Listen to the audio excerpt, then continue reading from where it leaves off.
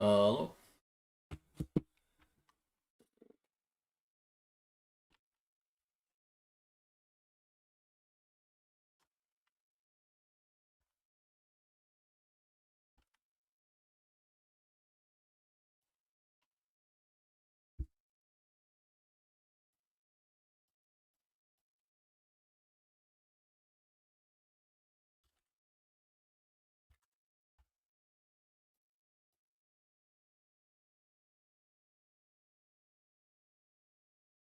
Uh, Jesus Christ.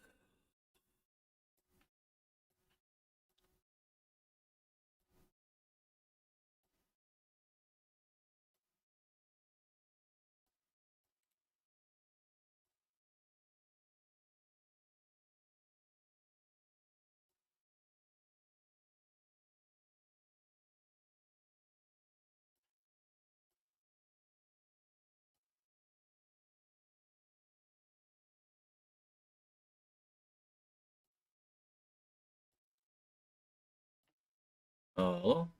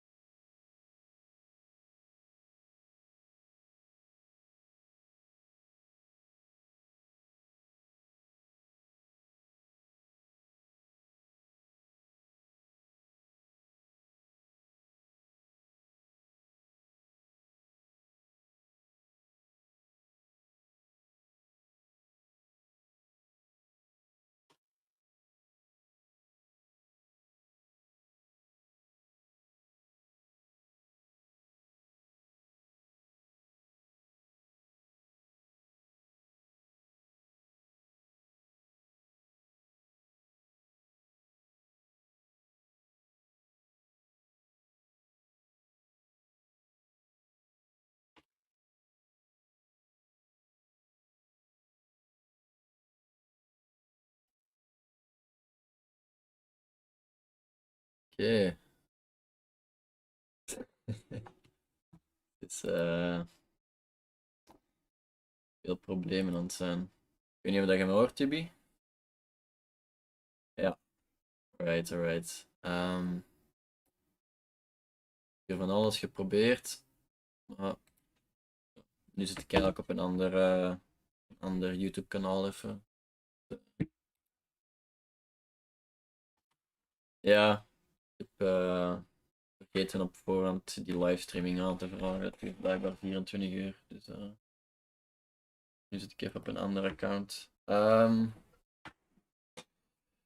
Ja, ik denk dat we even wachten. Ik ga nog een camera proberen aan te krijgen.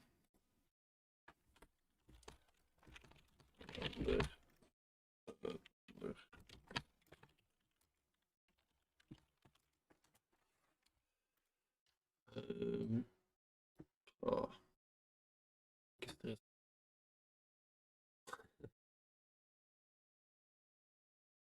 kan nu ook niet precies dingen aankrijgen. Die comments.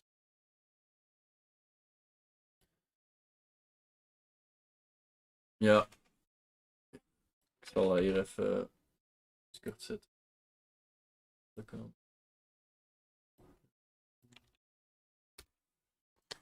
Voilà.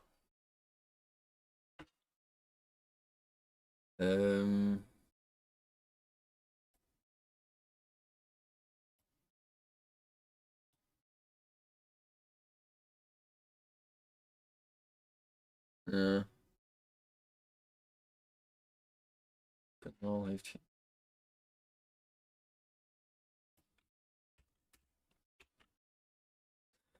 Ja, dat is een andere account van mij. Dat ik eigenlijk niet wou leaken, maar weet je, het is wat het is. Iedereen gehyped en dan zelf het werk gedaan. Het enige dat ik nu nog zou willen, hier een ding, en ik heb een video.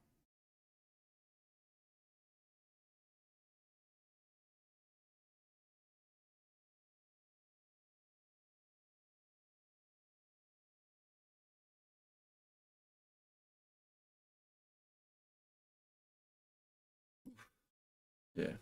Oh, daar gaan we raken.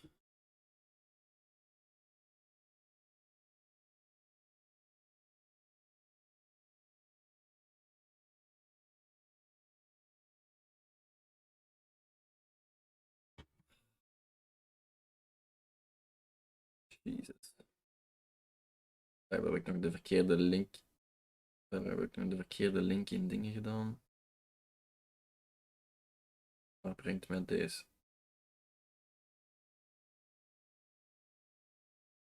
Ja, dat is goed. Oké. Die moet er eruit zien nu, hè. Boom.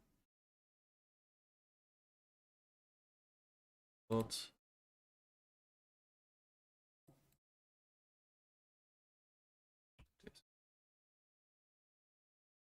Oké.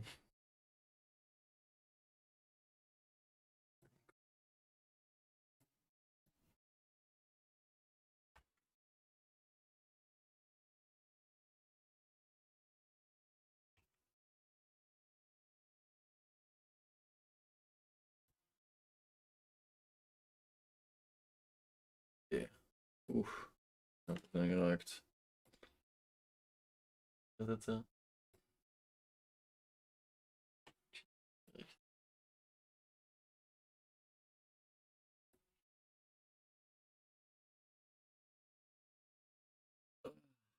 Ja.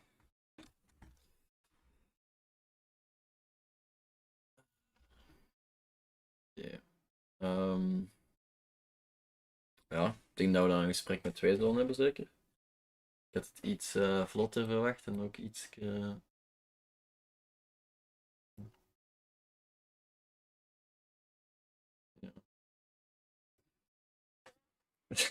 Sorry. Merci dat jij toch alvast daarom.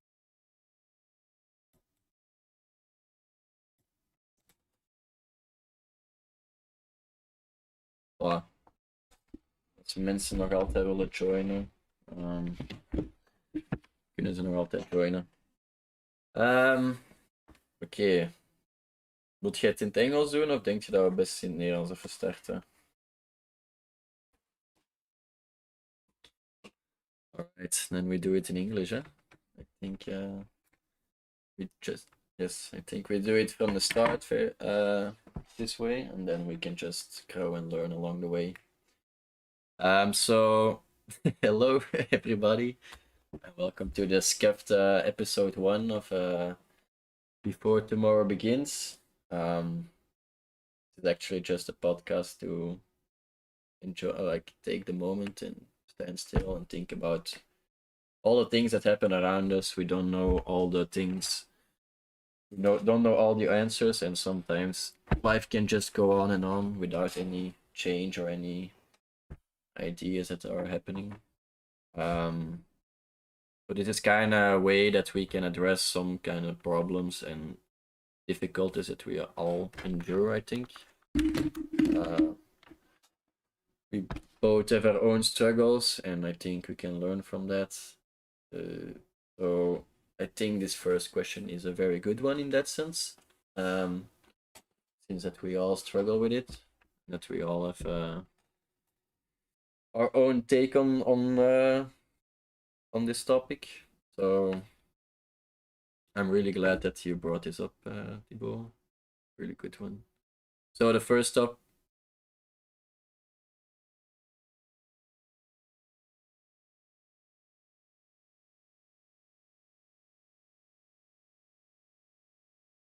That was good. Good. Thank you. You're a good co-host. So why I'm doing this? I feel like I'm going in circles sometimes, and I want to break that pattern in the sense that I usually have an idea of where I want to go and how I can get there, but I never actually get there. So I'm always like postponing or saying things that why I didn't make it that day or this week or this month. Um, and one of the big ones is, of course, the first topic that we have is the addiction. So that's why I'm actually trying to do this kind of thing, that we can just talk about it and remind ourselves um, that we're not in this alone. I think that's the most important thing that I sometimes forget, because I'm not used to relying on other people and on other people helping me. So I think this way we can all help each other out in a sense. Um, why before tomorrow begins? As you can see, and now I leaked my secret channel, and probably some of you guys will enjoy this a lot. I've been trying to hide this for a long time, and there's not really any useful information on there. So just let you know, don't really start digging into it. I was not liking the content myself, but where I wanted to go is that I'm trying to brand this. So I think BTB is kind of the brand I was going for. I kind of like the acronym, the short BTB. So I'm filling it in different ways. Originally, it started as a brainless turbo bench because I blew a lot of money away this way. I think I've lost about 20 to 30K on financial stupidities, I would say, or financial risks. So that's a huge amount of money. Yeah, that's maybe for something else for the second topic if we get there, because as I see it now, I think a lot of time will be spent on the first topic, I hope. Yeah, we see if we have time, and otherwise it's for next week maybe. Um, so that's why I started with Before Tomorrow Begins. I was like searching for a name that fits in the BTB category, but also something that that you stand still for a moment. So I think that's the big idea behind it, that I want to say, like, we can stand still for a moment, look at our surroundings, our friends, and see what's going on, and trying to address what's happening before tomorrow begins. Yeah, just like,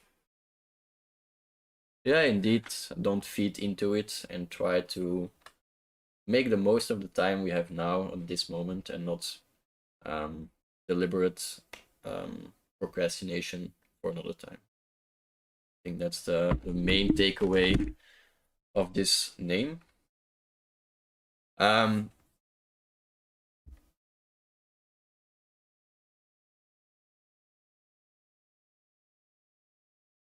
yeah, I'm glad that you asked. Maybe you want to give a little introduction about yourself, or is that not necessary?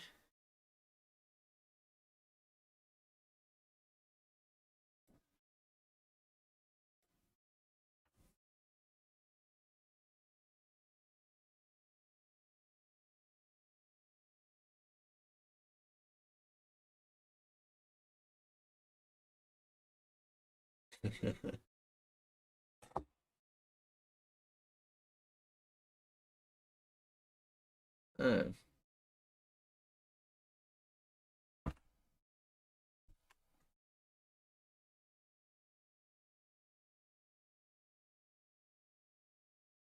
and I'm really glad that you are, I think, the only one doing this for me. All the others are more or less more listening. So I'm glad that you want to partake in this. Otherwise, it would be a difficult first episode, I think. So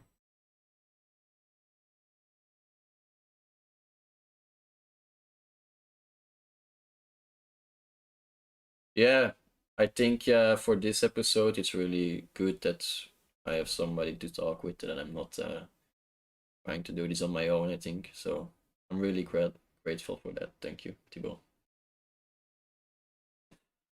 So maybe we can start the first topic right now. So this one was brought up by you. I think it's a real good one. Um, Let me check because I think a lot of people. Oh, they say they're not hearing you. Um, how do I fix that shit? They hear you. Oh, I think it's this way. I think now they talk. Can you talk a bit, and maybe they can say that they hear you. Can you hear me when I'm not now talking? I don't know. I You think hear crumbling of yeah. paper. No, I think it's better now. I had muted desktop audio, but I have to turn it on. I also Okay. see that there are some other people here. Okay, Maybe they you are can listening. Listeners. know that maybe wants to join. Um, They oh can yeah. always join and in our discussion or maybe also talk in the So chats. It's yeah, to all the people that want to join, um, you can go in the waiting room here at the left. So we have the discussion room that is locked, and I can add people to it.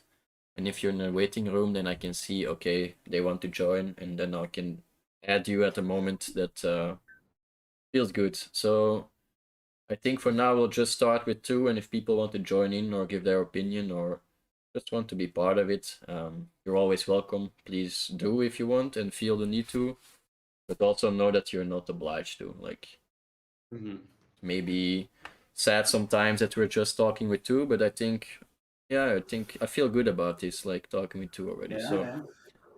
so if anybody wants to join, you can join the waiting room, and otherwise we'll just start with our two. Um, So, first topic for today. This one is a big one. I think it's a big part of my life and also, to be honest, my identity. Um, hmm it's something I've been challenging and struggling with a lot, and it's the addiction, of course. It has its ups and downs. So, I don't know what kind of direction you were thinking about with the question. Is it more like, I think what kind of direction? I think everybody struggles. I think a little bit with addiction. It can be a food addiction, a sugar addiction, addiction to porn, to videos watching on YouTube, to actually also drugs in yeah. So I think it has its ups and also its downs. So let's talk about that. Maybe we'll okay, start with the ups on what addiction you and I are struggling with. okay. So you want to start directly with the ups and downs, or maybe you'll give a broader perspective of what addiction is, or is that not really Yeah, where you maybe wanted to we can go? start with that. So I don't know. What do you think is falls underneath addiction, or what do you think is what defines an addiction? I would say. What defines an addiction? I think an addiction defines it can be a substance or a feeling that you crave, and for me it would be like smoking cigarettes. Okay. If I haven't smoked a cigarette in a day, then I'm craving for a cigarette, and I like it very much, but I know it's not good for my body in the long term. Um, So I hear a few good things. I think it's important to note that it's usually related with physical damage. So yeah. addictions are usually not the most healthy things to do. you can have a sport addiction. I think those are maybe a bit more to the healthy side, but still it's not a good addiction, I think. And another important thing I heard, and I think it's true, is that it's the craving. So it kind of hijacks your brain into thinking that you need this substance to get through the day. Is that where you were going to? Yes, this was what I was going to. Okay, very good. No, I think you hit the nail on the head there. En I can also... Horen Thibaut ook niet op de YouTube-video.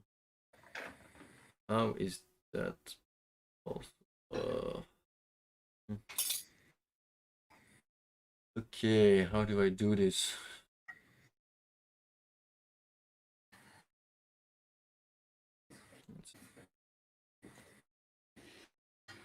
Sorry for the fizzling. My mom is in the kitchen right now, so we're making dinner also. Awesome. Multitasking. Are you sure you don't hear Thibaut? Because I can see... Ah, okay. They do hear you. Because I can see the desktop audio. Okay. Right. Thank you, Laura, for telling me. All right. So I think we can define two kind of addictions. Like you said, you have like this porn, sugar. So there are two distinct differences for me, and that's one, a substance addiction. For example, sugar, nicotine, cannabis, cocaine, whatever. And then we have another kind of addiction, and that's more like a behavioral addiction, I would say. It's like shopping, sporting, Yes. gambling, also an addiction I have. Gaming is also one. So I think we can start maybe with substance addiction, because these ones are, I think, more clear and more Yes. universal than well, difficult to say what's more universal, but I think we start there. Do you know the difference between addiction and dependence, Thibaut? No. What's the difference? So there is not really they're not exclusive, so it doesn't mean if one is it doesn't mean if one that the one can occur without the other one. No, they can both occur at the same time. But there is like a little subtlety in there, and I kind of found it interesting because last night I did a bit of homework before starting this topic. It's very good. Even though I didn't do the technical homework, but that's another point. So the dependence is actually something that results in a need for a drug or a substance when you are not under influence of it. So it's like a withdrawal symptom, and you feel the craving towards it when it has worn out. Okay. And the difference with an addiction is that you will take this substance nonetheless if you feel withdrawal or not. So before the withdrawal kicks in, you could already take a new dose to sustain the high and Yeah. That's a there's like a subtle difference, and I think this helped me because I feel like I have an addiction, but maybe it's more a dependence upon, like certain times maybe. yeah, in certain times indeed I will obviously yeah, I have a cannabis addiction, I would say. I would obviously smoke multiple joints after each other without the calm down, I would say. And then that would be like addictive behavior. And in other times, I would try to lessen the addiction and stop, or maybe go for a walk or something or whatever. And then I will feel the need to actually start smoking again. This is like the dependence upon. So they're not exclusive from each other, but sometimes people only have a dependence or people only have an addiction. So this is, I think, a clear a distinction that people don't always fully see that or fully know that.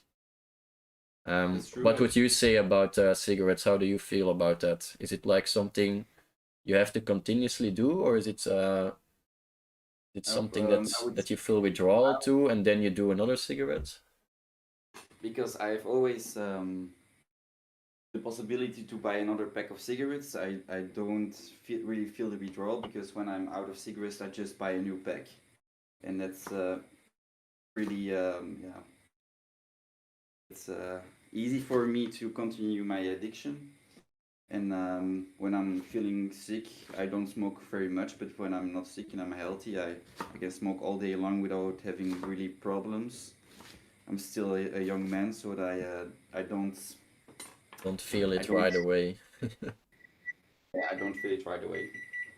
So I think one important thing you said here, there are a few of them, but the most important I want to highlight is the availability, I think. Yeah. It's especially really especially for cigarettes, and I think also for other drugs, that it's the availability towards drugs is one of the big factors, I think, for people to stay addicted. That's true.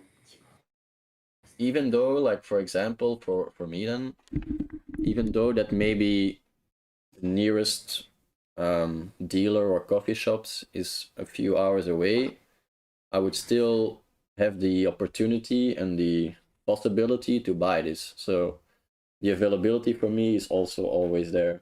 And that makes it even more difficult to actually start working on it, because before you know it, you have already spent 100 euros again on weed, and then you have it, and you're like, oh shit.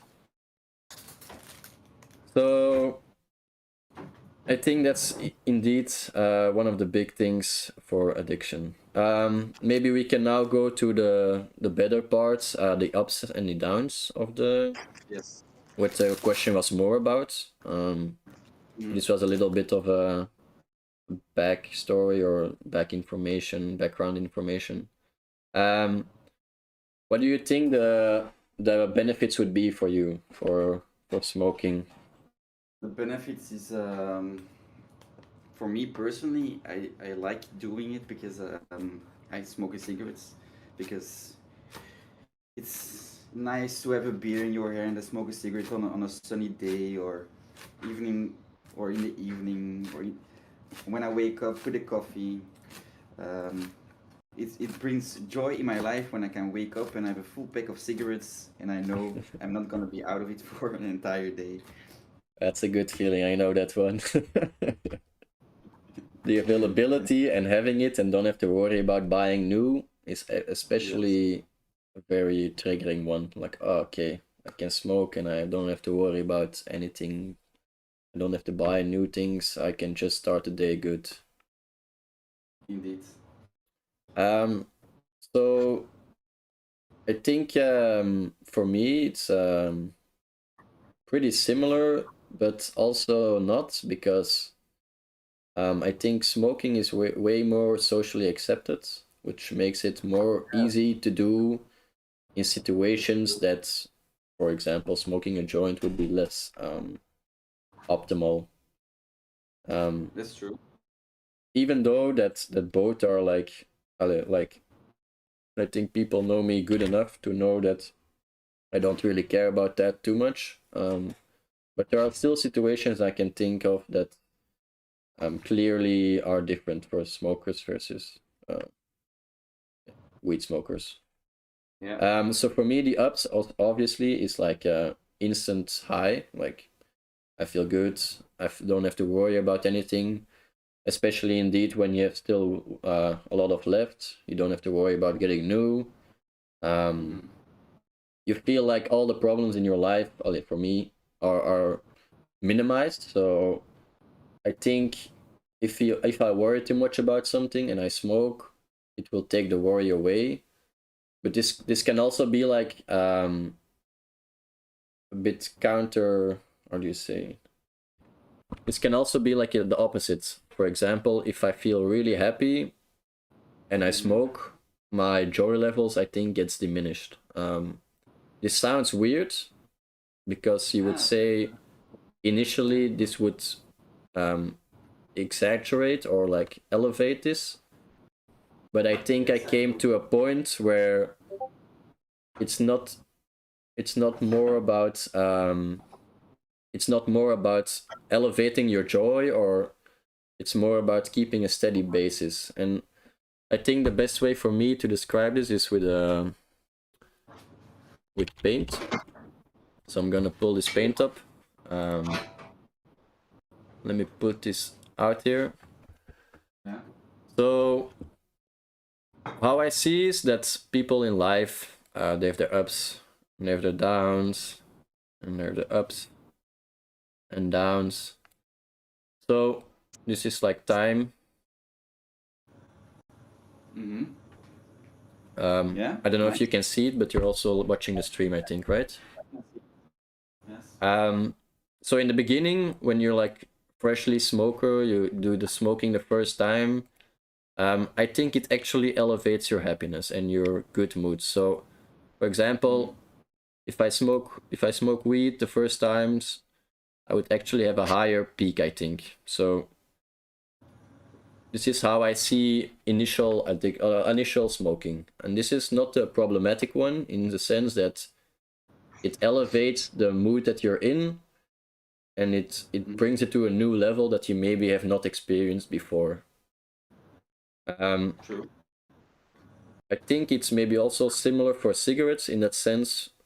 For example, you said the beer with the cigarettes kind of case.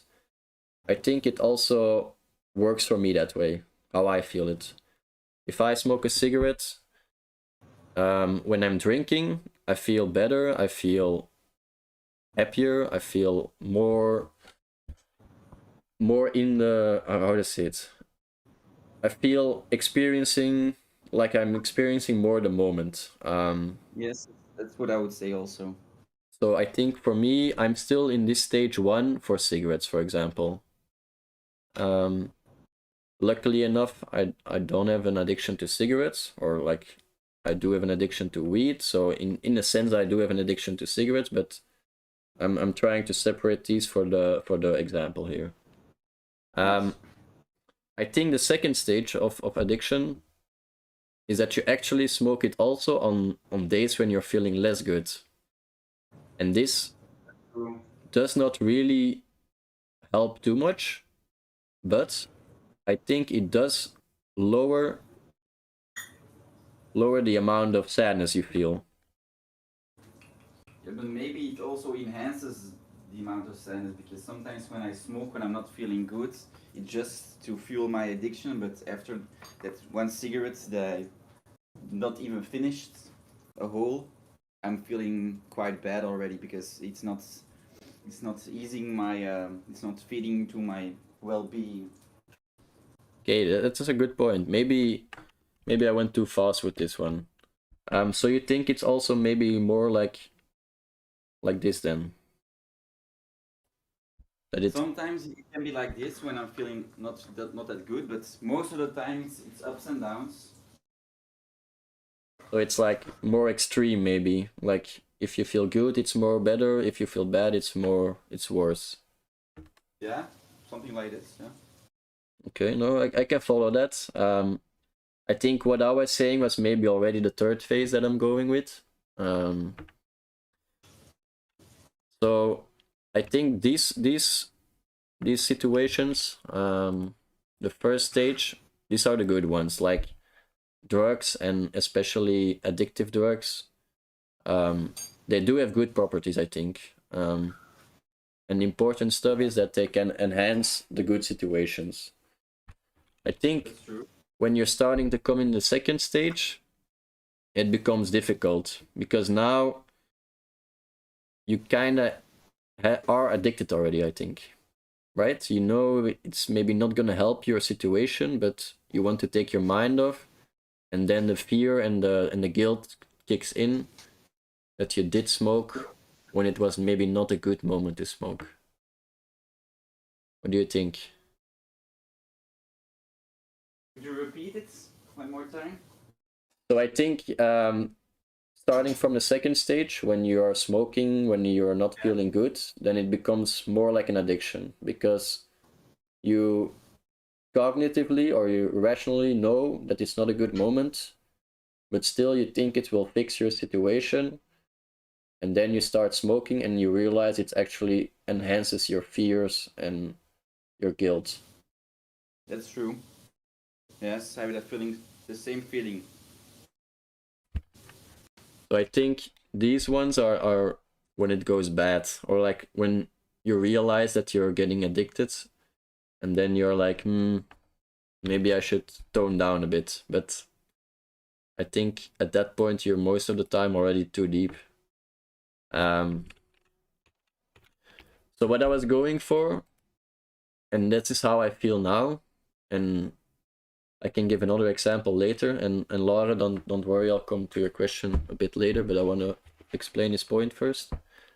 So how I see addiction now for me, it is actually kind of a balancing out.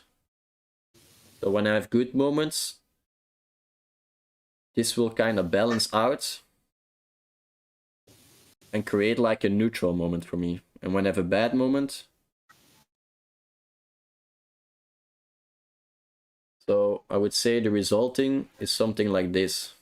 I feel pretty neutral all the time. This is not bad, this is not good, but I feel like my good moments are not as bright and as joyful as they should be. And my bad moments are not that bad, and that it's mellowing out all the feelings a little bit. Yeah, and it makes my experience of life just something neutral. Like, I'm not feeling too much joy, I'm not feeling too much sadness. Sorry? Would you say that's a good thing or a bad thing? I think that's definitely a bad thing, because that's also why I want to kind of change it, and why I'm forcing myself to do new things and experience things more sober.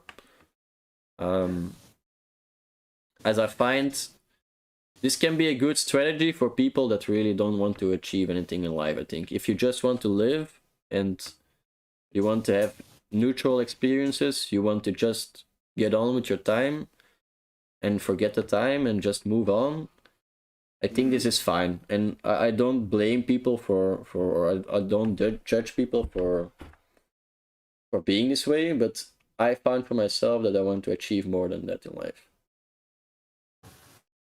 What do you think about what I just said? I think it's great that you want to change the way you feel about your addiction, but it always comes at a cost, I think. What kind of cost? I don't know. Yeah, if you stop smoking weed, will you smoke more cigarettes? It will replace something, because I think stopping with the addiction fuels another addiction. People who stop smoking cigarettes will start eating more sugars. Okay. Yeah, I don't think you can stop from something just like that and don't have any consequences. So once you get into the addiction trap, there's no way out, or how do you see that? I think there's a way out, but it's a slow process. And Okay. I think you have to talk about it. Yeah, I think the first step is just acknowledge and talk about it indeed. Acknowledging it is one of the first steps, and then communicating about it is the second. And then undertaking some progress and some steps in order to change. Okay. I think that's very true what you say. And I will come to that a bit later. I have a biological explanation. I don't know if people are interested in that, but I want to give this information a bit later on. But first, maybe let's go with Laura question. She sent something in the chat. What's the question of Laura? Always have been curious with addiction when the point comes that you start doing it when you're alone. So smoking with friends, Good and then question. starting to buy your own cigarettes. And if it doesn't feel really weird to smoke on your own the first times. Ooh, that's that's a difficult one. Do you want to go first? So the question is, when do you start? Yeah, what's here? What's What's the the point when it comes to when you you start doing it when start you're doing? alone? Yeah. That's and if it doesn't really feel weird to smoke on your own the first times. You start doing it alone is always on a low point in your life, or one of the lower points, because you enjoy smoking with your friends, you have a good time, and you want to enhance that feeling. But if you only did it with friends, you keep that connection between having a good time with friends and the substance. But when you use a substance on your own, you create a different kind of feeling because you don't have that connection with your friends, and you have to start enjoying yourself. But you are with your own feelings and with your own thoughts, and I think it's more difficult to enjoy No, the I think substance. yeah, I think that's very true what you're saying. I think it goes back a bit to what we were. Oh, my PC can't handle all the programming. Um, I think it goes back a bit to what we were talking about before. The first stage is enhancing of situations where usually you're with friends, and the first time you do these drugs, it kind of elevates the happiness and the joy that you're feeling at that moment. But I think once you're comfortable enough with that, you're gonna try this on your own to try to Yeah. enhance and better situations that you don't have the control about. For example, if you had a bad exam or something, you will maybe try Yes. to smoke and feel and try to hide the feeling that you had there. That To alleviate the pain or something. yeah, and I think that's the point where you're starting to smoke on your own because you're not confronting the negative things and you think something like a drug will make it a positive or better.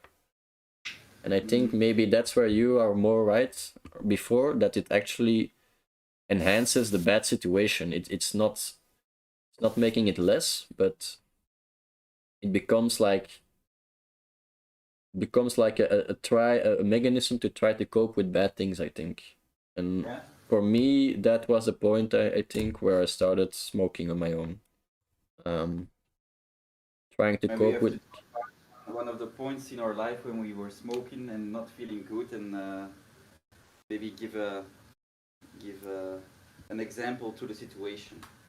So I think for me, when it really got out of control, is the first year I was in Leuven. Um, Mm-hmm. I was so to give a little bit of a reference. I skipped a class in the third elementary school. Um, so I was always 1 year before. I was always the youngest in the year, and when I graduated, I was actually the first one of my friends to go to university. Nice. Um, I was alone. I had some friends, but they were in Antwerp. Basically, I was feeling pretty much alone in Leuven, and as any first year, it's pretty hard, especially at the exam periods. And I think for me, if how I remember it, this can be totally wrong that I maybe started before, but how I see it for me was at the point where I started getting really addicted. Because I was smoking when I was alone. I knew this could be helping me for coping with it.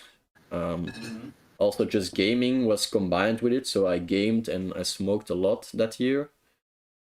But if I look back on it, it was not really a year I did a lot of things. It was just a year that went by. Um, so if I Yeah. had to pinpoint a moment, I would say it was for me that moment. Also, bad exams was like not a good one. That's why I used it as an example before. And then Um, that's the moment you start smoking more and try to alleviate the pain of being alone. And Yeah, I think it's so. it's a And way of coping with your problems, and it's, I think, a normal way to do, and we do it. Everybody does it, but yeah, I think it's one one way of or the easiest way to cope, so, to cope. yeah. So obviously it's one of the, yeah, the easy ones, and I think a lot of people fall into this trap. What was your realization or your moment, you think, or do you have a moment that you think of? Pretty similar to your first experience. I think it was the last year of my 6th year of college, and it was an hour or two before I had to take um, I had to take a modeling exam, and I just smoked a big doobie, and I was totally, totally fucked up. And I still graduated with good points, but I think that moment was really like, am I going to pass this or not? I'm not really caring about it. And then 1 hour before I had to take the test, I sobered up a little bit, and I got my head together. But otherwise, I would be in a lot of problems. And it was just a way of coping with the stress I had then with home, with work. And then a year later, I went to university, and I didn't know that many people in my richting. In your And yeah, in my class. yeah, in your And class. so every midday, I just smoked alone in uh, in the city center. Damn, Not not I not didn't know not this every. about you, that you were actually like Yeah, but this solo smoker. we learn new stuff about each other. Yeah, it's true. And it took the better part of half a year to start learning new people and to connect with other people from my class to get out of that situation. And then I just made a click, and I said, no, I'm not gonna smoke no weed anymore, and I got out of the situation. But it's a mental game.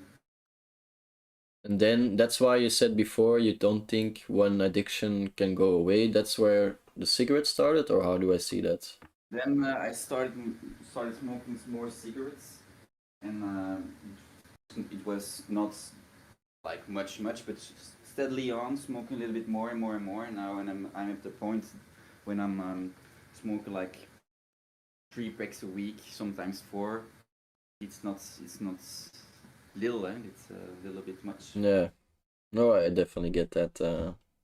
At some point, you have to acknowledge that it got way out of control, and Yeah. I think we are at that point. Well, if I hear you talking, it seems like are in the same position, I think. Mm-hmm.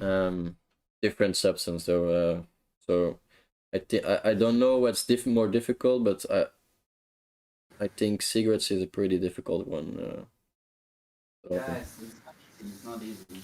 especially with socially acceptable. Well, you can smoke pretty much any time you want. Like, there's no one gonna be looking weird at you or like. Yeah. So yeah, that's a pretty difficult one. Um, we have another question of Zoe. I did a bit of research on addiction because I don't have any personal experience with addiction of my own. The topic of trauma comes forward very often, whether as a child or as an adult. Can you always link addiction to a certain form of trauma? Um, Good, Also a very good question. but I Um, don't. Maybe, maybe it is. Maybe not. I think yeah, it's difficult to say because It depends on the situation of the. obviously, sorry, you go ahead first. No, it depends on the situation of the person. If they have divorced parents, if they have a trauma they had in their childhood, it can. Yeah, it depends on the situation of the person, and maybe people with traumas are more um, more more they tend to have an addiction Yeah. more or less late in their childhood or in their puberty. No, I But think you're very right there. And I want to add,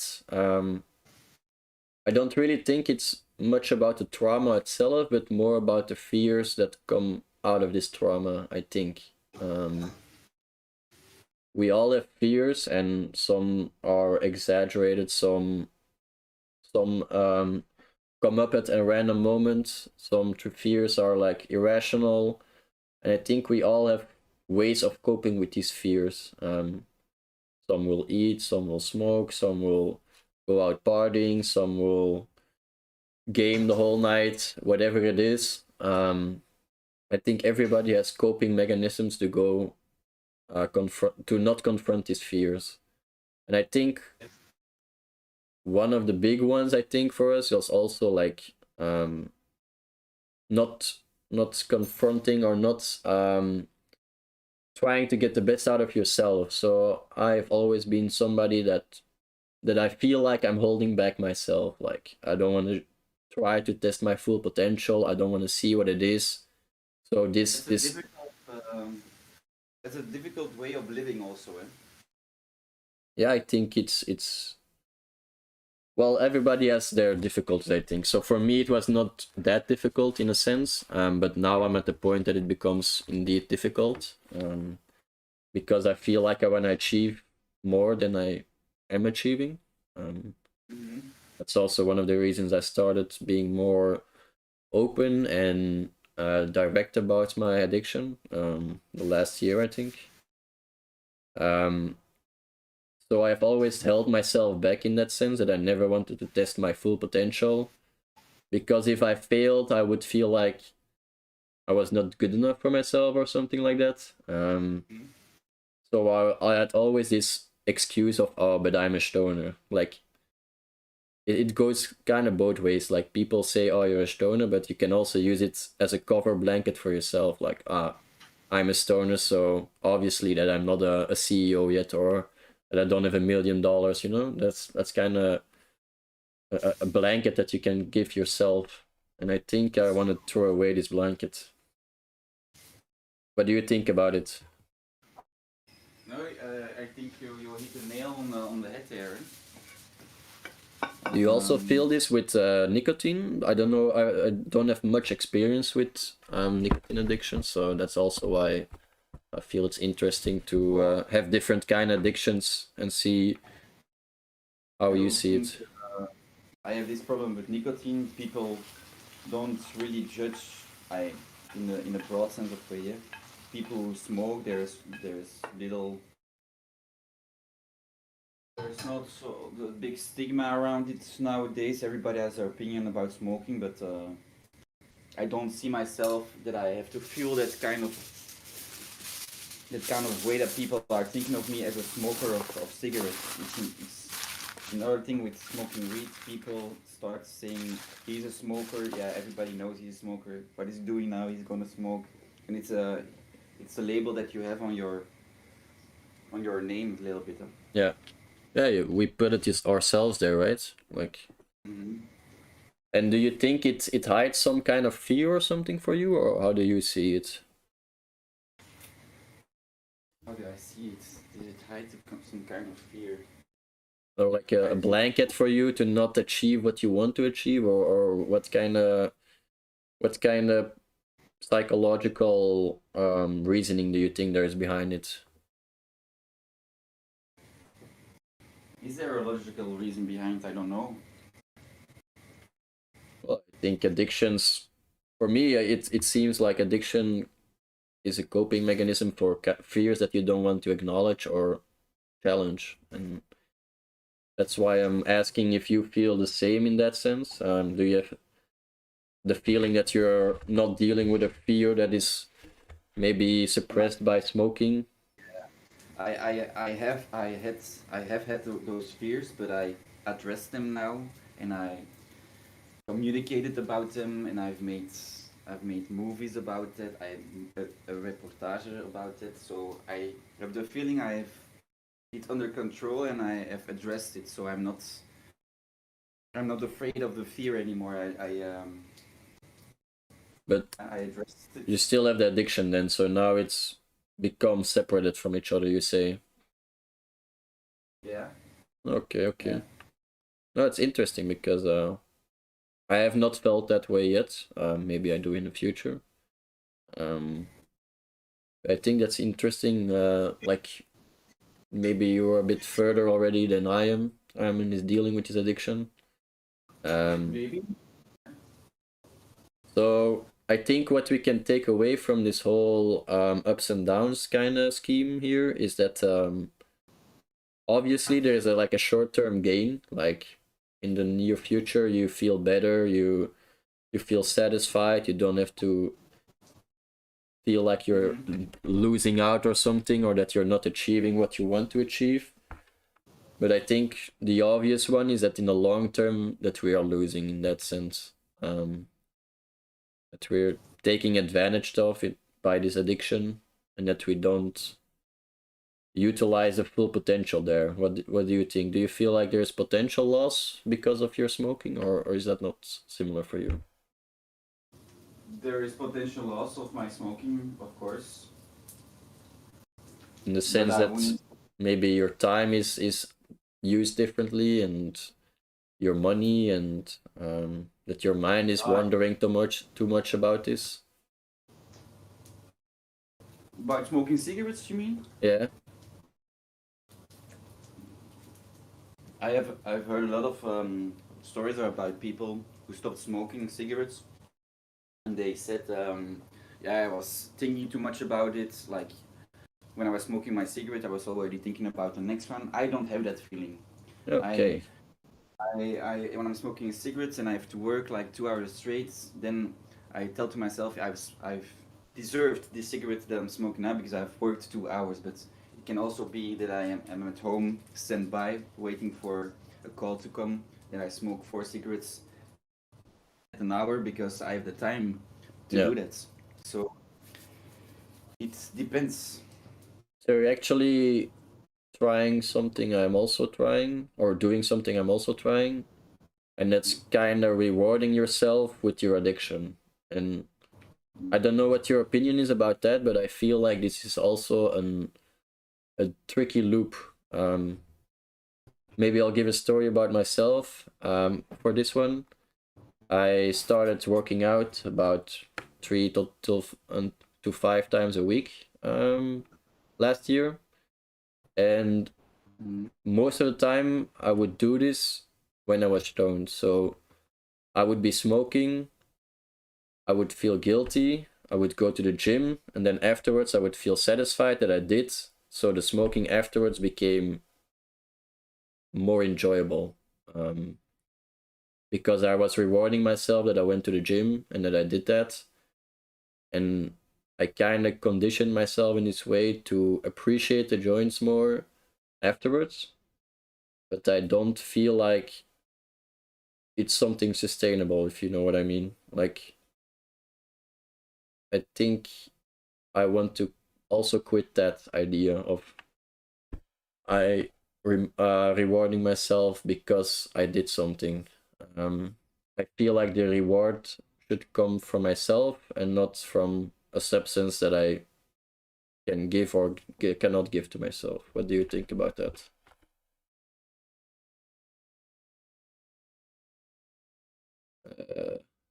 Okay, I think we lost him a bit.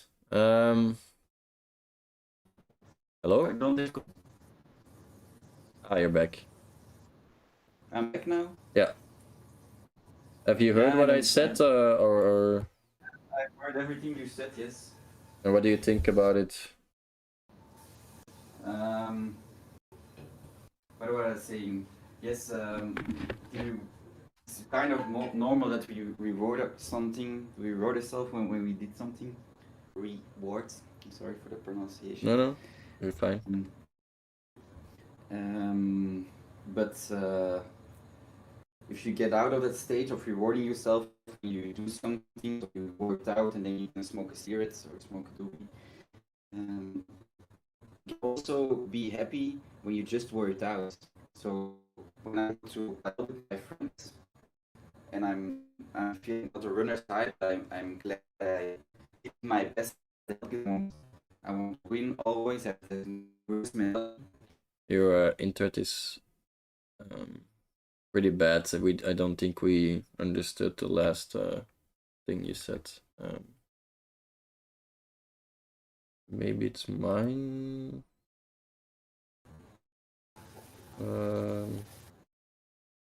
Hello? You hear me?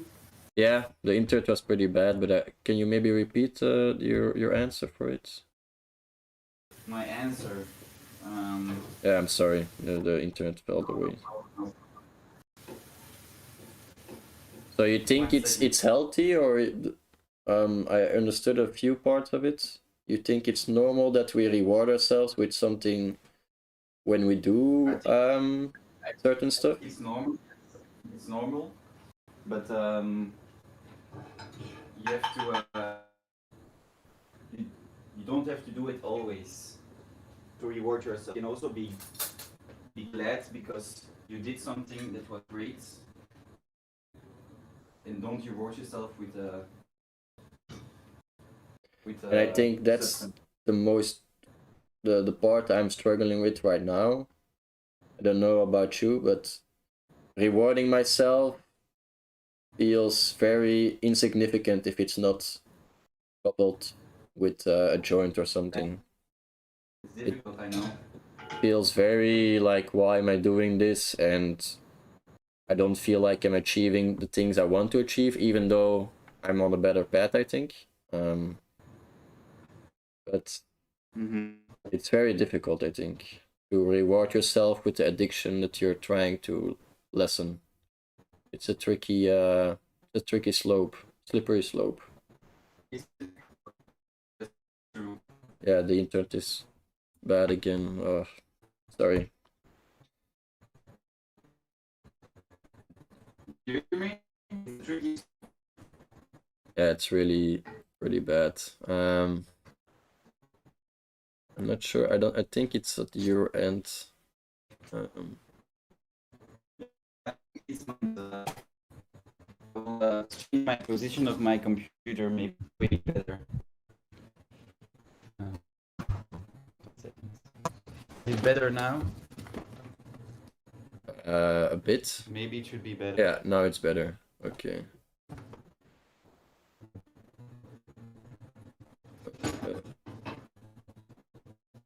I don't know, it's still pretty bad though.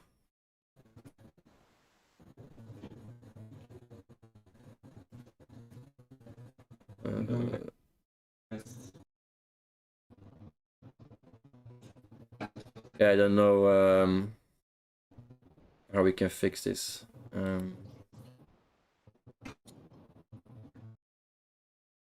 Maybe it's just me, I don't know. Let me check real quick. Could be me also. My internet looks fine.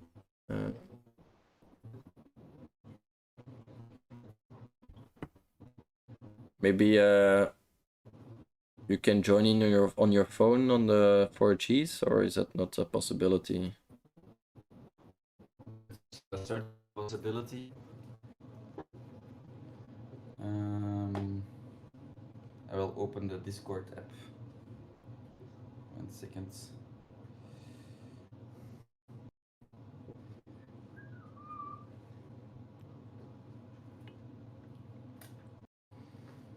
I'm opening it and Now it's actually better, I think.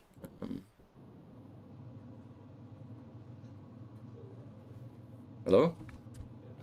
Yeah, do you understand me? Yeah, now it's actually better. So maybe we can. Can you? Oh no, it's worse again. Shit. No, maybe the 4Gs will be the solution, I think. If that's possible.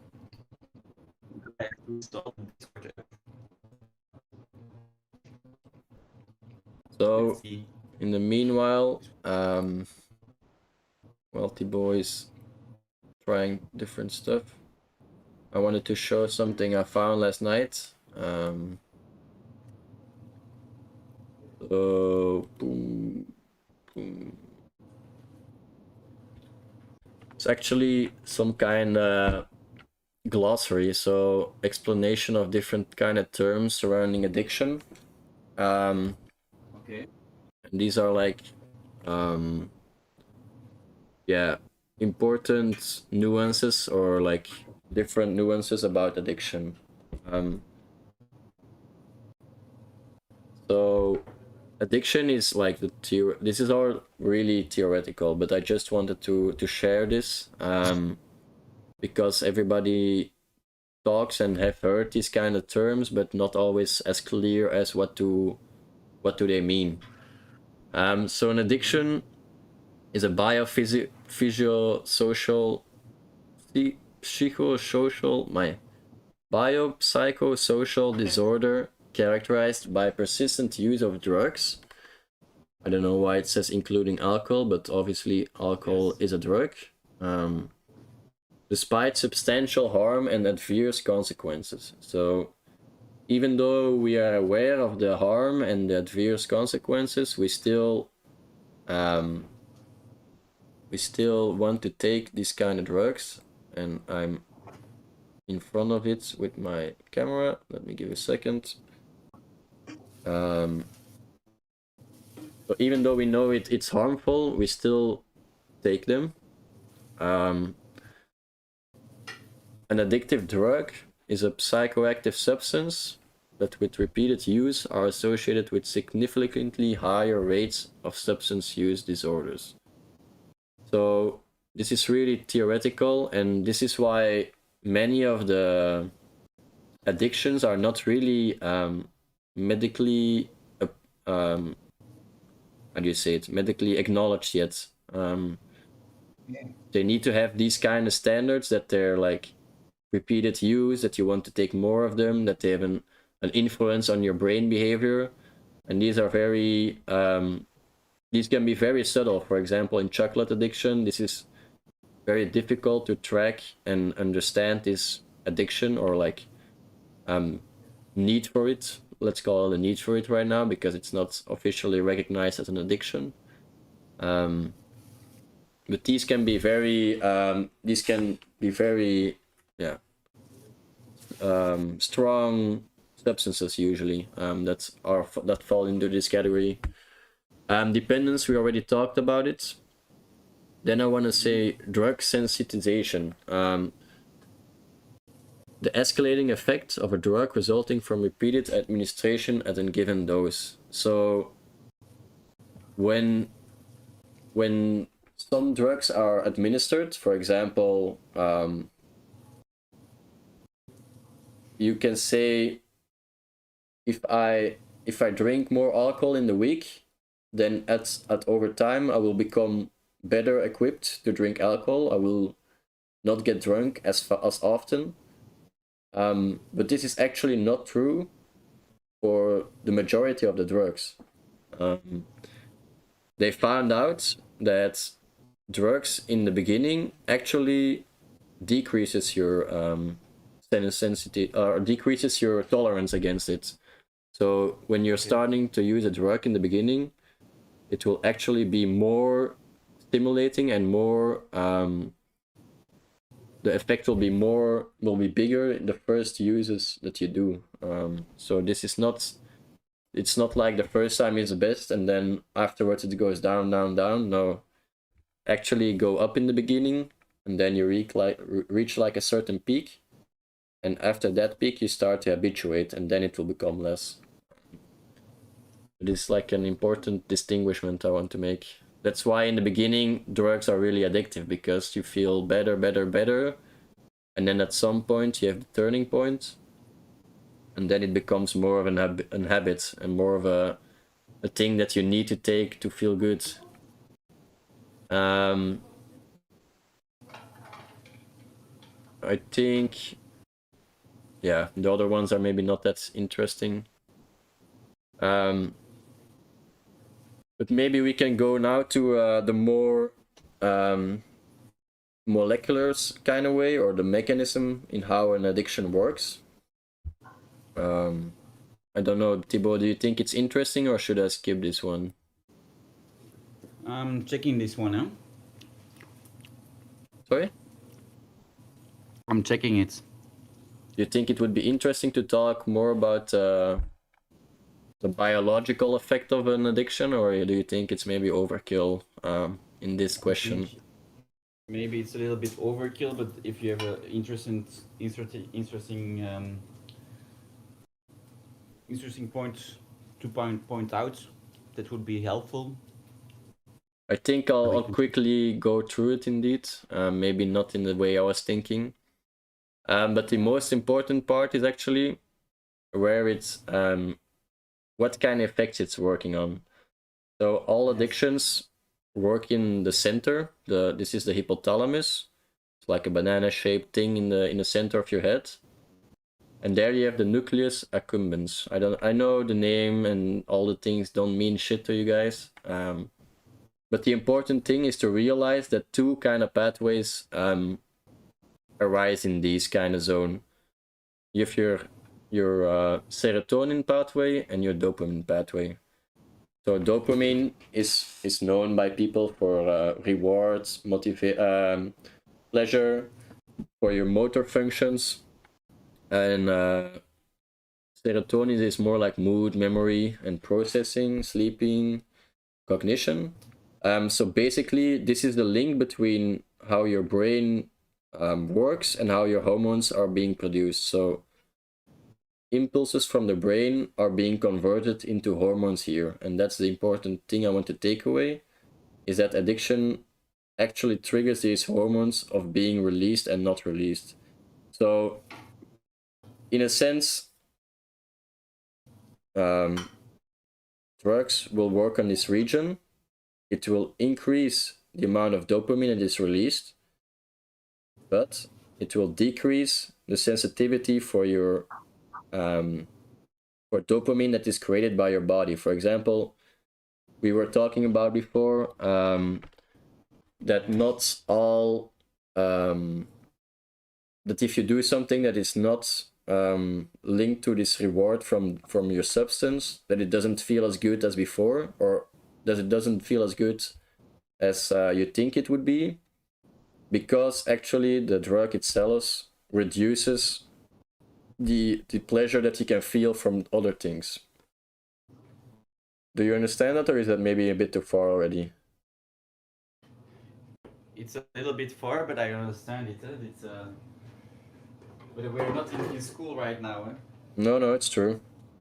I think I'll stop the mechanism there, but I just wanted to give away that it works on your hormones also. So it's a thing that is way more complex than just something in your brain. That was kind of the point I was going for here. Is there something that you'd feel like we didn't touch, or that you want to go to? Let me think. We have not really talked about the ups too much. Yeah, maybe I would say that's maybe the ups. So I think the ups for me is that I can feel good, or like neutral good, at any point in my life. If I feel bad, if I feel like I can't control the situation, I can just smoke and I can feel a lot better about it, and I can feel like I take on the problem when I'm sober again. It's just like an easy procrastination of a problem that you actually have to fix at that moment, but you feel like it's not that important in the bigger picture, and you can just procrastinate it a bit and don't act upon it right now. So it made me also enjoy the motion of it. So I also enjoy smoking it, and I think this one I'm pretty. This one is, I think, the most difficult for me. The handling of smoking and actually being busy smoking is one of the great things I like about smoking. I think you have the same feeling about that. That Yeah. the handling of the cigarettes or the smoking of it, Yeah. I it's really love it. the doing it is really addictive. I don't know how that works, but I feel like this is a big part of the addiction. Not really the effect I'm getting from it. It's also nice, but especially the moment when you're smoking, you don't have to worry about anything, and in that moment you're really present with what you're doing. You're like, I'm smoking these cigarettes of this joint. I've earned it, and I'm taking this moment for myself or with others. Do True. you? And I think I would almost say that's better feeling than the feeling afterwards. How would you say that, or how do you think about what do you think about that? What do I think about this? I like all this. No, no. It's a good analogy.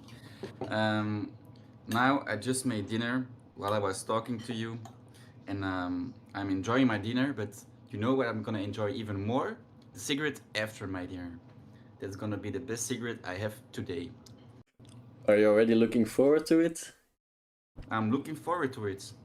So you're not enjoying the food at this moment, but you're already thinking about the cigarette afterwards. No, I'm really enjoying the food. I made it Okay, myself. It's okay, great, great pasta I just made here with linguine, with dragon, with aardbei, okay, and a okay. little bit of in strips. But I know I'm gonna enjoy the cigarette after this very much. I'm not thinking about it all the time, but I know when I finish my dinner, I'm gonna enjoy my cigarette. Okay, okay.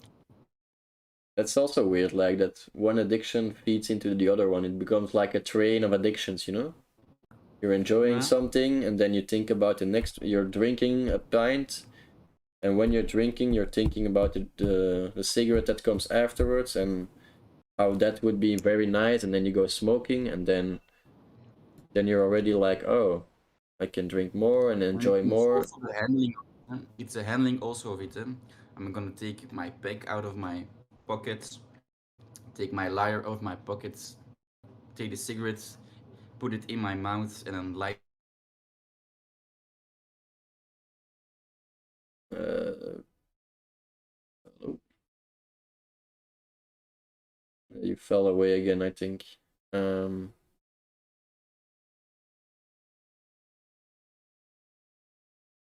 okay. Um, so I think to sum up, an addiction is very, I would say, there are a lot of good things about it. You can try to condition yourself in a way that it works for you. Like you can say, I do this bad or this difficult thing, and then I reward myself with my addiction. Um, and especially the handling of the addiction is very rewarding, I would say. After it's done, it's less rewarding. You're more in a neutral, happy state in a sense that it's kind of like a curve going up, and the peak you reach when you just finished your cigarette or your joint, and then it goes downwards afterwards. Am I back? Yeah, you're back. I was just recapping a bit, but yeah, I think we handled most of the question or like the things here, right?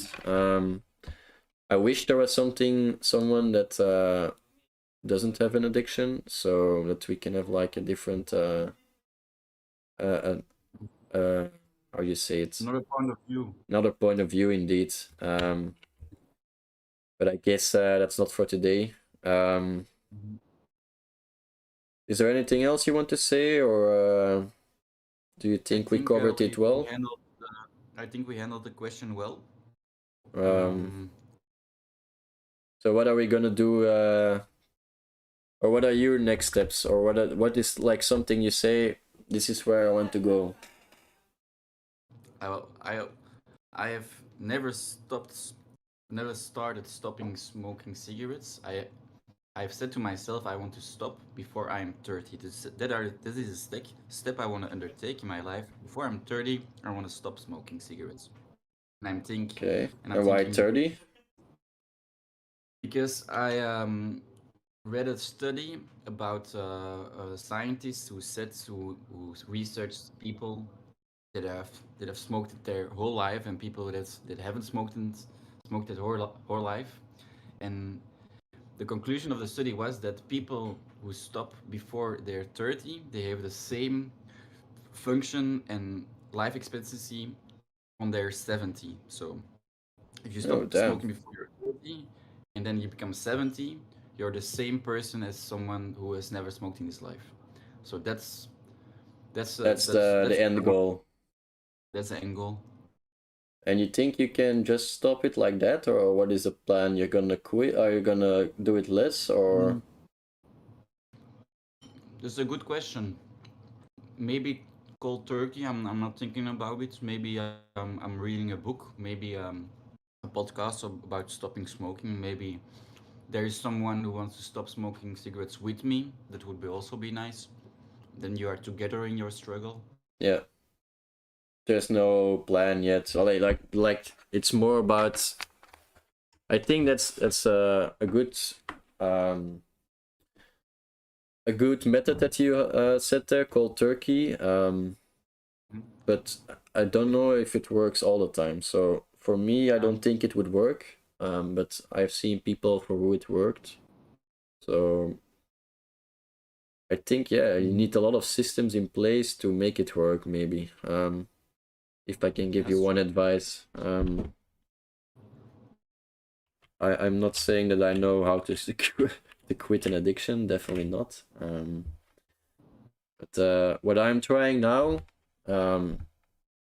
is to actually write down where I want to go. So for me, this would be being sober 4 days a week, from Monday to Thursday.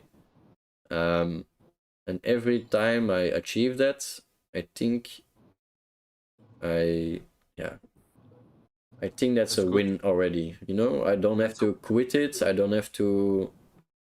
I can smoke as much as I want in the weekends and on Friday. But I don't see myself cold turkey quitting it. And I don't know, maybe it's just addiction speaking to me, but I also don't feel like I need that. Yeah, it's true. Mm. Yeah.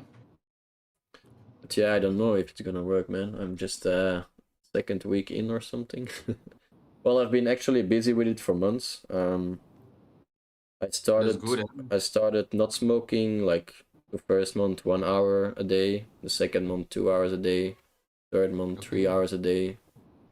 So I've really steadily built it up, but in the last weeks it was like more difficult again because I went on vacation and I've also I've had some rough days before. And then you realize it's very difficult. So now I've forced myself to take the big leap and just do the 4 days not smoking.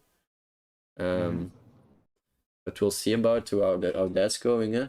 I'll quickly show you my screen. Yeah. My Okay. it's probably a few seconds delay. But I actually wrote down what I want to achieve in a week. Nice. It's something, just a whiteboard that hangs in front of me the whole time, and I can actually write down and look what I achieved last week. So now it's kind of showing, I think. Oh, a bit downwards. So yeah, I want to do like 1 hour a week mind clearing, reflection, 2 hours a week reading a book, sporting for 5 hours a week, and then no smoking from Monday till Thursday. I think it will come up in just a second. So I can actually write down what I achieve, what I do, and it looks kind of silly.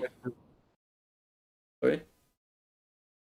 You don't always have to achieve every step every week, but if you reach 2 of the 4 steps or 3 of the 4 steps, that's a win also. Oh, that's definitely true. And I think this is important for people that want to handle their addiction. Like, if you fail one day, or you like, I had bad week and I smoked the whole week, I guess I kind of gave up on the plan, it doesn't mean that all the effort that you did before is lost. Like, That's true. the idea is still there, and you're still working towards a better self of you, of a better version of yourself.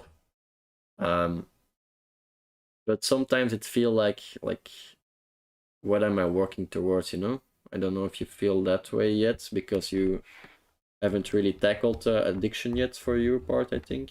um but I feel like this is, yeah, I feel like this is maybe something that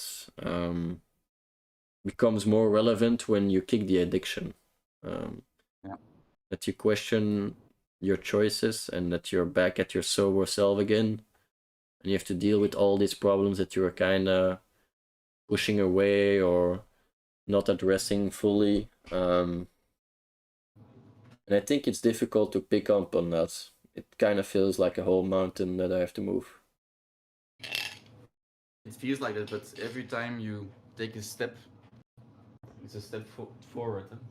Yeah, definitely. So I think the visualization is for me really important. That I just can look at my boards, and that I Yeah, the see. whiteboard is a really good thing.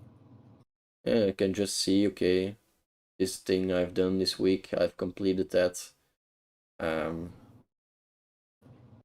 It's definitely not easy, especially when you're talking about smoking a cigarette after your dinner. I'm like, I went to kind of smoke a doobie after this one.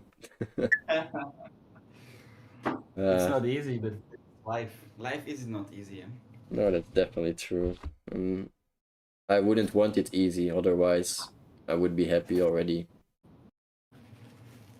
Maybe I can give an analogy, I see it now. or a metaphor to how, like, this is maybe something a bit more random, but the relationship with my dad was not always very good, and at some point in our lives, we went to like a kind of therapist or whatever, somebody that listens to you, and we were like, kind of like in between, like, he wants this for me, I want this for me.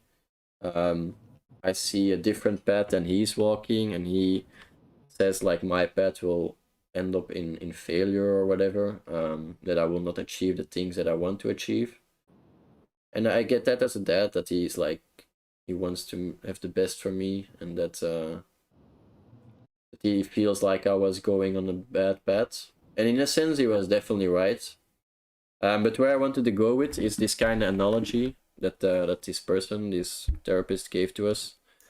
And it's like this big river that we have, and everybody is there on with the boat on the river, and we have these people that were like me, that are just like floating down the river, looking left and right, not really interested in going anywhere, but just enjoying the road and where life takes them, not really struggling, not really putting in effort, just happy where they are. And I think, like I said in the beginning, this is a very neutral way of living. I don't think you have much ups and downs in your life, and you have much to look forward or to look back on. But I definitely get why people would choose this kind of lifestyle. And in contrast to that was my dad, who was like the total opposite of it.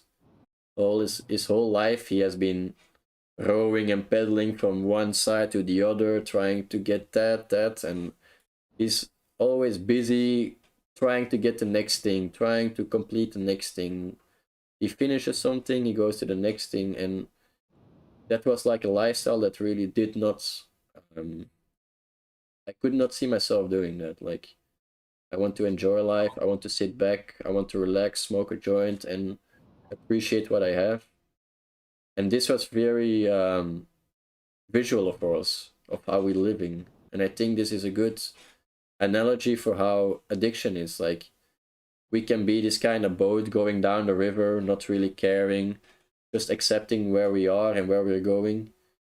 But I feel like there is more to life than that, and that's why I'm also trying to kick this addiction. That I feel like True. once in a while I can pedal a bit more. Like, hey, that looks like a nice bank to set up camp. Let's go there, and then stay there for the night, smoke a joint on the Uber, and just enjoy where you are at that moment and what you achieved.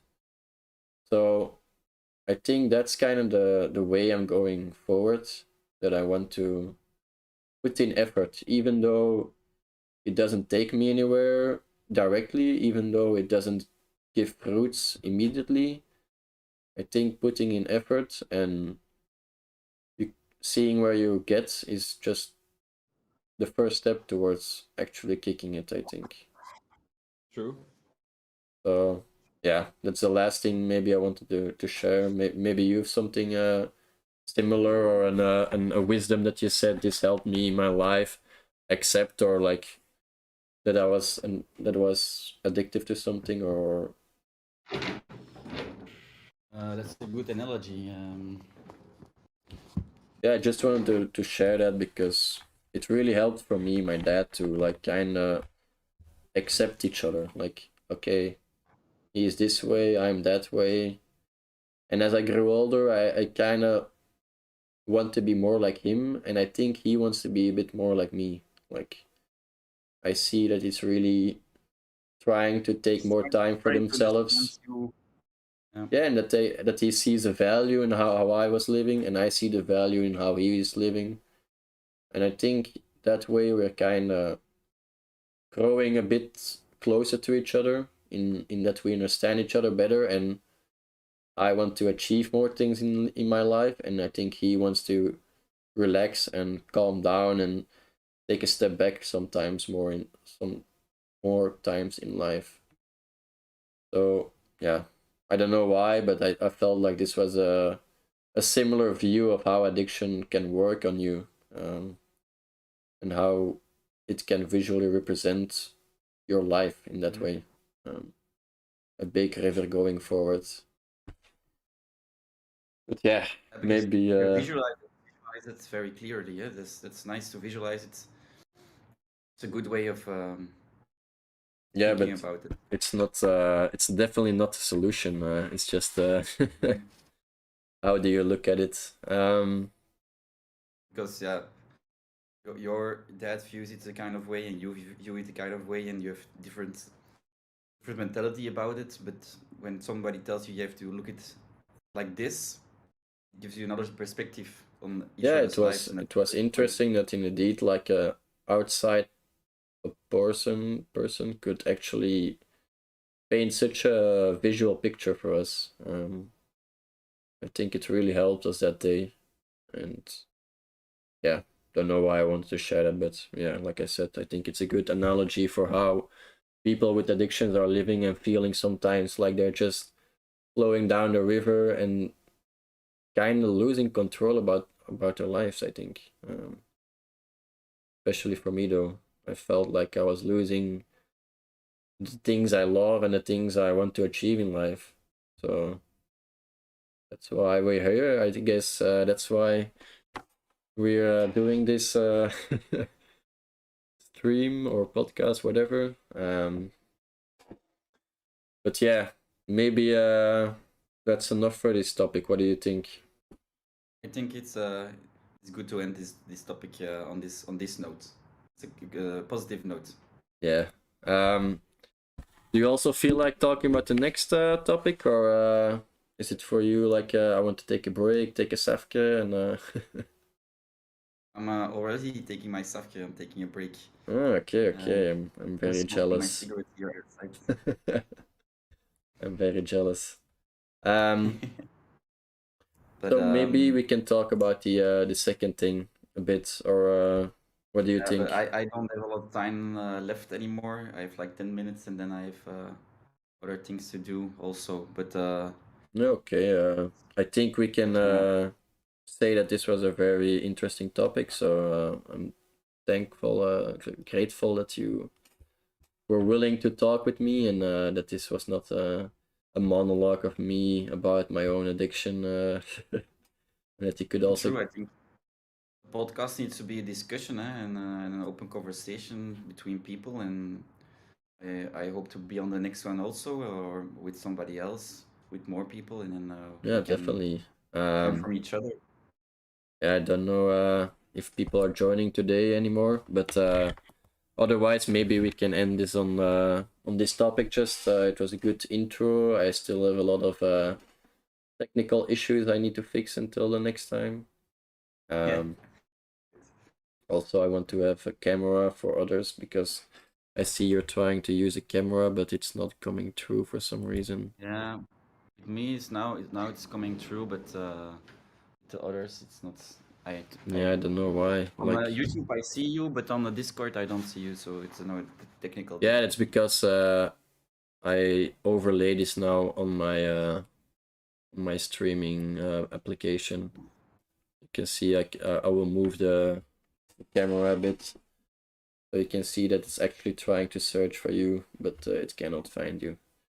Anyways, thank you for your time, Thibaut. I really appreciated this conversation with you. No problem. I think we should also do this more often, just in person. But I really like that you were willing to come on. And I think we'll end it for now. Unless you have something else you want to shout out or to say. No, I want to shout out. I give a shout out to you before starting this podcast. I had a discussion with a lot of people about you, why you're starting this podcast, what's the explanation behind it. But now it's more clear for me why you want to start this podcast, and I'm positive for it. I Yeah, give I credit for think. you to do it. Thank you. Nice to hear. I did not know people were that excited about it, but so I'm really glad that you are excited for me and that you wanted to share this with me. Yeah. Because yeah, this is sometimes it feels like a lonely road, the road of addiction. So I think this was a very good topic to start this podcast off. Yeah. Super. I'm All also right. glad. Thank you for listening and coming. And No problem. No problem. we hear each other soon. All right. Of course. Of course. All right. See you, man. See you. Bye bye. Love you. You too. All right. That was it, folks. Well, we went on for an hour 40, so I think it's very good for our first session. I still have to fix some issues. Hopefully more people can join the next time so that we have more of a discussion, because now it was just me and Thibaut talking about our addictions, but I actually want like more contrasting opinions and people that have not experienced addiction that can say their questions. So I kind of like the initiative of Lauren and Zoe to ask the questions in the chat.